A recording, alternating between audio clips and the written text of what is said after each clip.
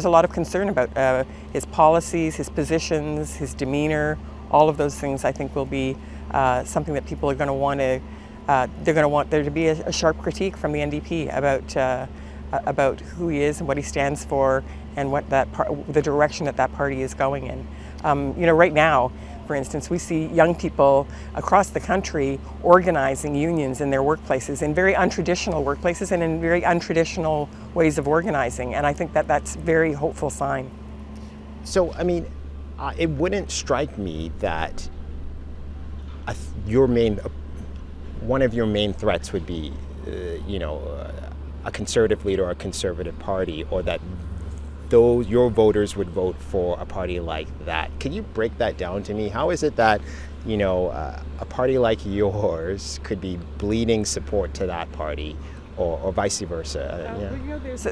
First of all, I wouldn't say that our numbers are holding strong. Our support is holding strong. We talk to hundreds of people every day on the phones, and they are very, very enthusiastic about the work that we're doing. And many of our policies are getting a lot of great support, even in the public domain polling that I've seen. So, I think that, you talk about threat, and, people always say that, there are two sides to these things, right? So that threats can also be opportunities. And I think there's a really good opportunity to provide that clear contrast between our leader and the Conservative leader, our caucus and their caucus, our priorities and their priorities, our values and their values. What is it in the Conservative messaging now that might appeal to people who typically vote to NDP, and you have to be on the lookout for, or on the guard for? Well, as I said, I don't feel much of a bleeding of support or anything like that. I think our support is holding strong, so I'm not worried in that way at all. But what I think people are, one of the ways that Pierre Poilievre is appealing to people is he's a good communicator. He has a compelling message. He's talking about the issues that people care about. His weakness is his track record.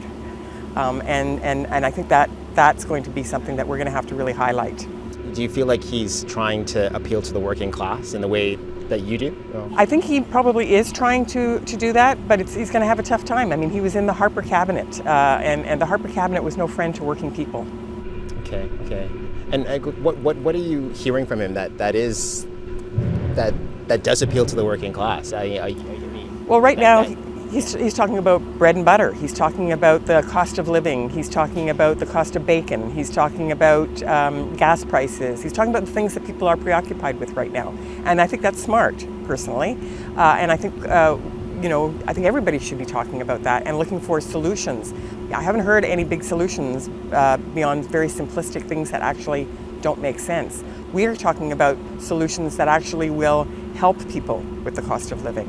We're talking about taxing the windfall profits that corporations are making, for instance. He's not going anywhere near that. We're talking about increasing the GST rebate, increasing the child tax benefit, implementing dental care and pharmacare. So these are things that will actually have a material impact on people's cost of living and their quality of their lives. And so I think that's a very good contrast. Our opponent is the government, but we will also be drawing attention to the dangers of a conservative government, because there is a very strong likelihood, at least right now, that it could be a change election.